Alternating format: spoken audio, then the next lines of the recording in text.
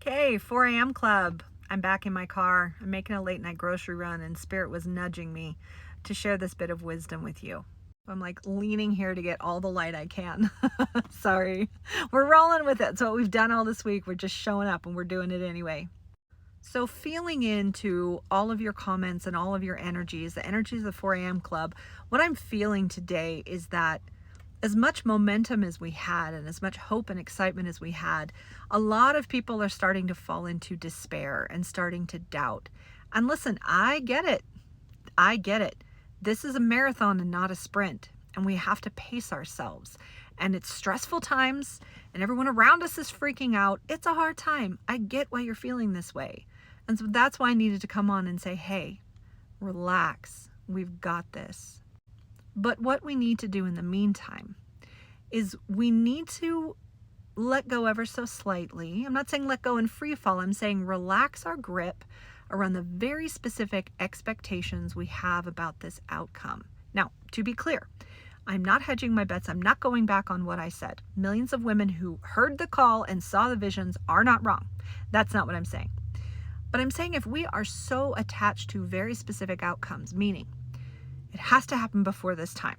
He has to go to jail. It all has to be revealed. And this needs to happen before this time. And, the very specific dates and measurements we give ourselves, that's not how this works. That's not how a journey with spirit works. And believe me, I've been doing this work, professional psychic, for 8 years. I have guided a lot of people through very dark nights of the soul. And we have to understand that although what we want for ourselves and what spirit wants for us might be the same thing, our ideas of how the journey should look are often very different. And that's normal. It sucks. It sucks and it's stressful, but it's normal. We have to be taken through the dark night of the soul. We have to weave our way through so that we can gather up all the bits of trauma and fear and anxiety. If we're really, truly erasing patterns, which we are here collectively, if we're really going to do that work, we have to allow ourselves to go back into the patterns at first, so we can gather up all the bits and pieces and clear it all for good. As I was driving to the store, I kept thinking about times in my life where I was incredibly attached to the outcome, and it made the journey so much worse. And Spirit was nudging me. I needed to tell the story about my daughter and the journey it took to get her autism diagnosis and how challenging that was. Because this child, I knew from the womb she was different because she's an identical twin. And that baby was different. She had a lot of energy.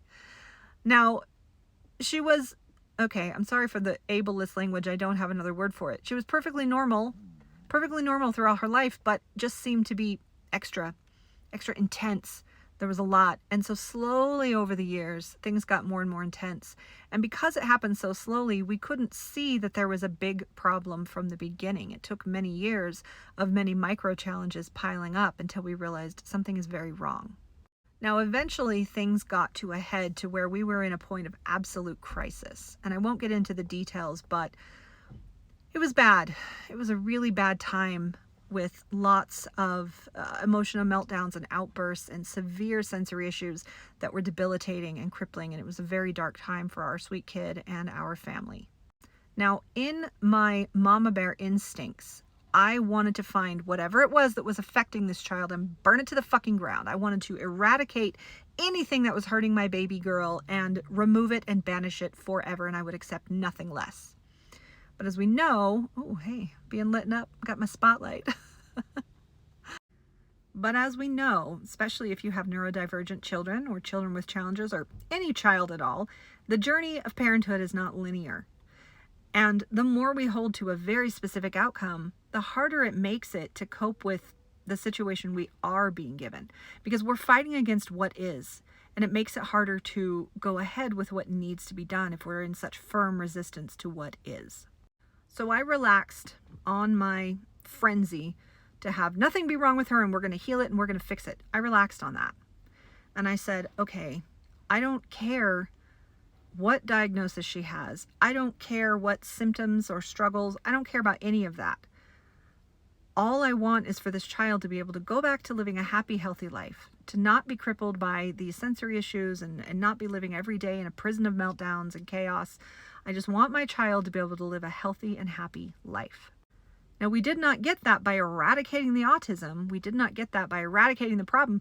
We got that because we accepted what we were presented with, and we worked within it. And we learned how to live our lives in a radically different way, to change how we lived as a family, to change how we managed our children, to give her techniques, to give her medication, to do all the things we needed to do. And now here we are 2 years later. And I would say it didn't even take 2 years. It took a matter of months. And we got the outcome we wanted. No, we didn't eradicate the autism. It's not possible. This is great. I get these sporadic spotlights. We didn't uproot the problem. But what we got was so much better. Because not only did we got the outcome we were looking for. She lives a perfectly healthy life, free of these severe challenges. But what also happened on this journey, we were able to completely change our lives as a family. We changed the way we did everything. And in doing so, not only did we make our family stronger and better and happier, but we healed, my husband and I healed our own inner child wounds. We deconstructed how we were raised as children. We deconstructed the religion we were raised in that taught our parents to raise us a certain way. And we helped our siblings and parents do the same. It has been a really incredible journey because we stopped resisting what was, we accepted what we saw, and we allowed the journey to change us in whatever way it needed to. So that is why I want us to all relax. We got the call. We've seen the visions. We've seen the dreams. We've had the voices from spirit. The writing is on the wall. I can not even be psychic and look out there in the world. Oh, my phone's falling. I can look out there with logic and I can know that the math ain't mathin', and sooner or later the truth's going to come out. We've already been told this, so we're just going to relax. If it happens after Inauguration Day and shit gets real messy for a while until bam, they kick in the White House door with the steel-toed boots and it's a Hollywood movie, like we don't know how this is going to turn out. We've been promised an outcome, an overall general outcome. We've been shown, we've had the vision, so we got to relax as to how it unfolds and when, okay? This is a marathon, not a sprint. So we're going to stop doom scrolling. We're going to relax. You guys go treat yourself, get you a little treat, make yourselves cozy, go do something fun, go love your kids, go on a date night with your loved ones. Just have some fun and relax.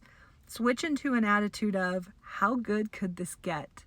Understanding that whatever challenges were dealt along the way are part of the universal transformation that is unfolding right now. We have all been awakened. We've all been activated. We're all coming together for an outcome for a better future for our country. So we need to relax and trust that we're gonna get it because it's happening because we have called it into being. Okay?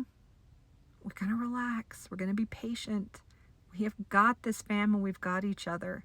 I love you guys. I love you. This journey with you has been incredible. So let's just keep on keeping on.